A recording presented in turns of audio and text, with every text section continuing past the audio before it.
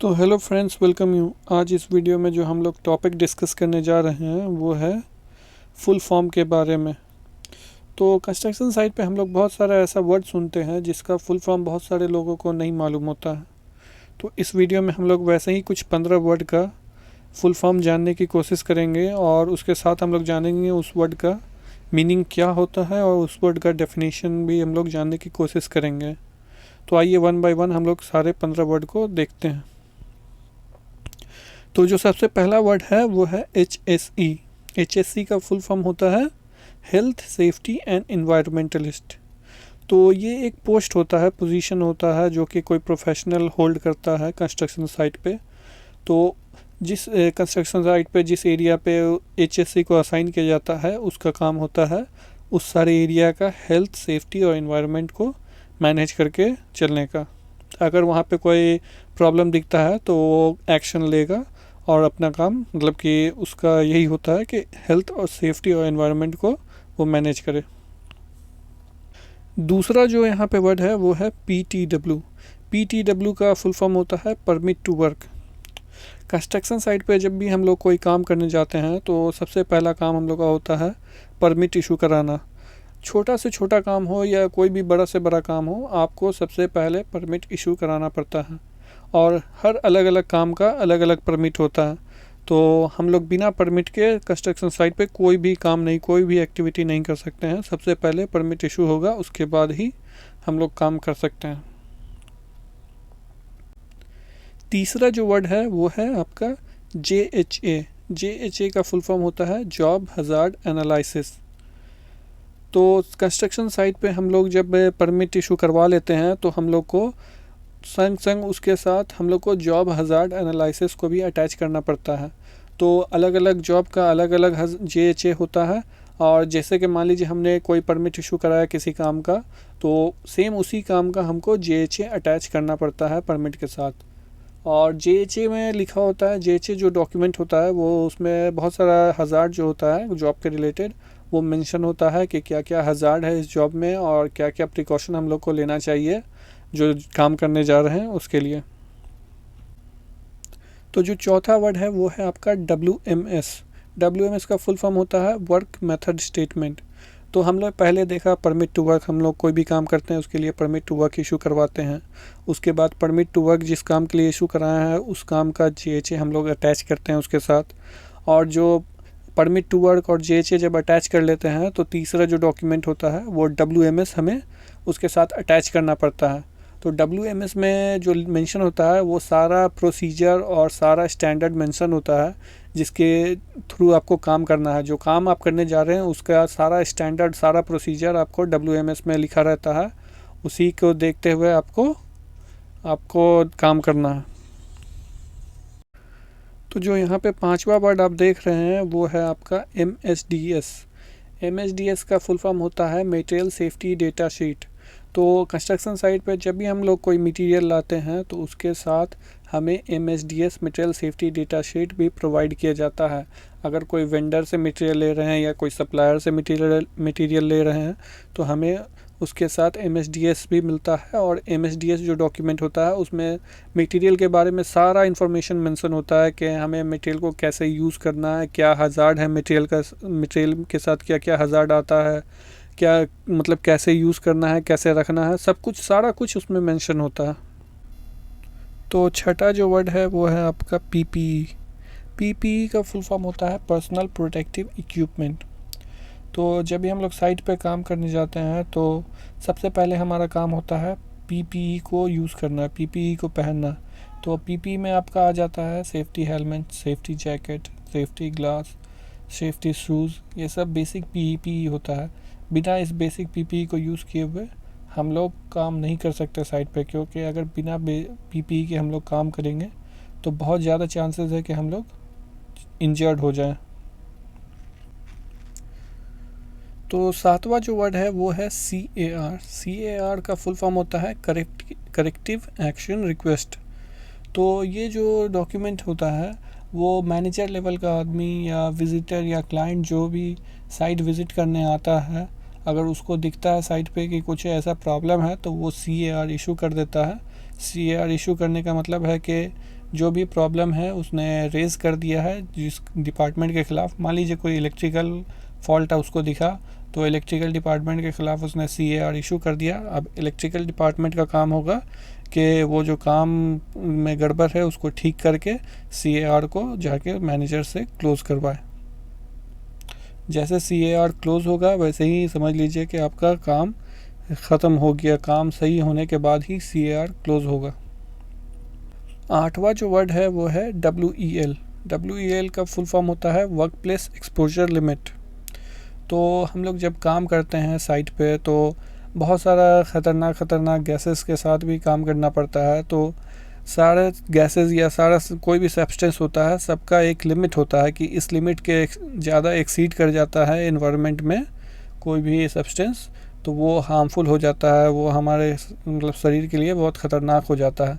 तो इसीलिए हम लोग एक लिमिट सेट करते हैं कि ये गैस इतने मात्रा से ज़्यादा में अगर एनवायरनमेंट में है, हमारे आसपास है, तो हमारे लिए ख़तरा है। तो 9th वर्ड जो है वो है आपका CS का फुल फॉर्म होता है कन्फाइंड स्पेस। तो कन्फाइंड स्पेस साइट पे हम लोग कोई भी ऐसी जगह पे वो कन्फाइंड स्पेस बोल सकते हैं जहाँ पे जाने और आने का जगह बहुत ही सीमित होता है, बहुत ही लिमिटेड होता है जाने और आने का स्पेस। और जैसे मान लीजिए अगर साइट पे कोई टैंक है बहुत बड़ा, उसमें जाने का रास्ता बहुत छोटा है, बट टैंक के अंदर आदमी घुसता है, उसके बाद टैंक के अंदर अच्छा स्पेस होता है, उसमें काम कर सकता है। बट क्योंकि वेंटिलेशन प्रोवाइड करना होता है, एनवायरनमेंट टैंक का ख़राब होता है, तो ये सब चीज़ उसको कन्फाइंड स्पेस बनाती है। कन्फाइंड स्पेस का सिंपल डेफिनेशन ये है कि एक्सेस और ईग्रेस मतलब जाने और आने का रास्ता किसी जगह पे बहुत कम हो, एक हो, सिंगल हो, तो उसे हम लोग कन्फाइंड स्पेस बोलते हैं। अब कन्फाइंड स्पेस भी बहुत तरह का होता है, जैसे एक वेंटिलेटेड कन्फाइंड स्पेस होता है, एक non ventilated artificial ventilation provide करना होता है, वो वाला कन्फाइंड स्पेस होता है। तो ये लेटर हम लोग कभी और डिस्कस करेंगे। तो 10वां वर्ड जो है वो है आपका PPM। PPM का फुल फॉर्म होता है पार्टिकल्स पर मिलियन। तो मान लीजिए मिलियन का मतलब होता है 10 लाख। तो मान लीजिए अगर एक जगह पे 10 लाख हवा का पार्टिकल्स है, तो उसमें कितना जो टॉक्सिक पार्टिकल्स है वो अलाउड कर सकते हैं। जैसे कि एग्जांपल के तौर पे ले कि H2S गैस, रिफाइनरी में, ऑयल रिफाइनरी में H2S गैस बहुत फ्रिक्वेंटली पाया जाता है, बहुत डेंजरस होता है।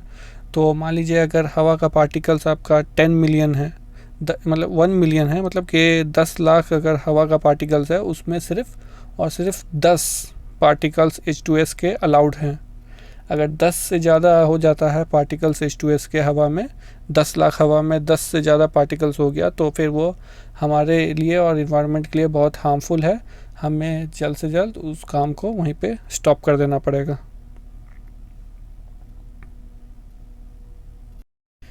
11th वर्ड जो है वो है आपका SCBA, स्काबा। स्काबा का फुल फॉर्म होता है सेल्फ कंटेन्ड ब्रीथिंग एपरेटस।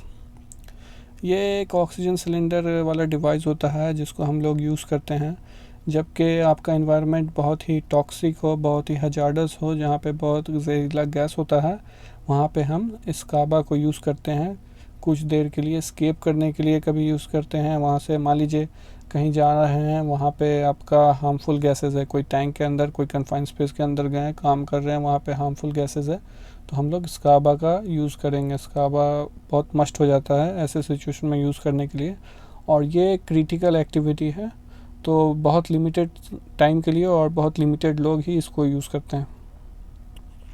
तो 12th नंबर पे जो है वो है PFAS वर्ड। PFAS का जो फुल फॉर्म होता है पर्सनल फॉल अरेस्ट सिस्टम। तो साइट में, प्लांट में जब भी हम लोग ऊपर जाते हैं या नीचे आते हैं, हम लोग बहुत सारा टाइप का लैडर होता है, उसे यूज़ करके ऊपर जाते हैं, तो हम उस समय PFAS सिस्टम का यूज़ करते हैं।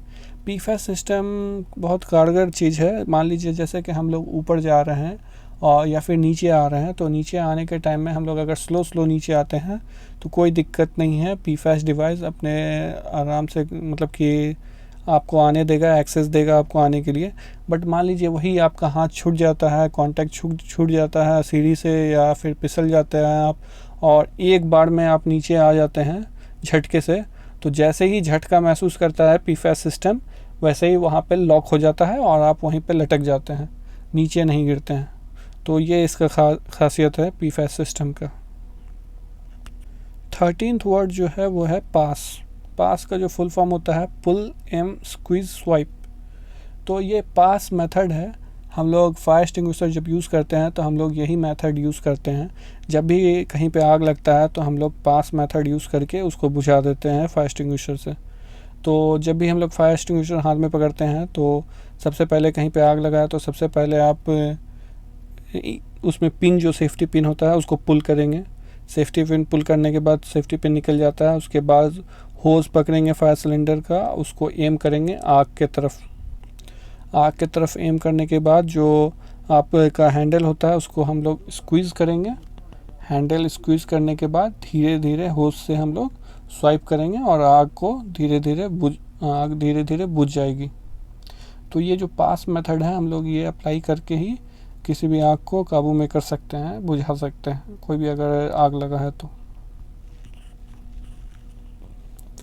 14th वर्ड जो है वो है DCP। DCP का फुल फॉर्म होता है ड्राई केमिकल पाउडर। तो जैसे कि पहले हम लोग ने डिस्कस किया, पास मेथड जो है हम लोग यूज़ करके फायर सिलेंडर यूज़ करके आग को बुझाते हैं। तो जो फायर सिलेंडर में जो अंदर केमिकल रहता है वो हम लोग DCP के नाम से जानते हैं, ड्राई केमिकल पाउडर। ये DCP बहुत अच्छा केमिकल है जो कि आग बुझाने के लिए बहुत काम में आता है और कोई भी डैमेज किसी चीज़ को नहीं करता है। मतलब कि कोई हजार्ड नहीं है इसमें, कोई टॉक्सिक चीज़ नहीं है ये केमिकल, बस आग को ये बुझा देता है ईज़िली। 15th वर्ड जो है वो है आपका SLI। SLI का फुल फॉर्म होता है सेफ लोड इंडिकेटर। ये हैवी इक्विपमेंट जितने भी हम लोग आजकल यूज़ करते हैं, जो मॉडर्न हैवी इक्विपमेंट्स है, सब में सेफ़ लोड इंडिकेटर इंस्टॉल होके ही आता है। सेफ़ लोड इंडिकेटर आपको बताता है कि जो आप वेट डाल रहे हैं, मान लीजिए कोई क्रेन लिफ्टिंग कर रही है और कैपेसिटी से ज़्यादा वेट लिफ्टिंग कर रही है, तो ये सेफ़ लोड इंडिकेटर इंडिकेशन देता है कि नहीं, ये लोड सही नहीं उठा रहा है और मे बी चांसेस है कि ख़तरा है कि कोलैप्स कर जाए हैवी इक्विपमेंट या क्रेन कोलैप्स कर जाए। तो इसीलिए हम लोग सेफ़ लोड इंडिकेटर के ऊपर बहुत ज़्यादा भरोसा करके और काम को हम लोग फिर दूसरे तरीके से ट्राई करते हैं काम करने का, अगर सेफ़ लोड इंडिकेटर इंडिकेशन दे रहा है ख़तरे का। तो फ्रेंड्स, आज हम लोग ने जाना 15 ऐसे वर्ड के बारे में जिसका फुल फॉर्म हमने डिस्कस किया और उसके बाद हमने डिस्कस किया है उसके मीनिंग और डेफिनेशन के बारे में भी मैंने बताने की कोशिश की है। तो और भी इसको डिटेल में हम लोग लेटर डिस्कस करेंगे। जब तक के लिए थैंक यू वेरी मच।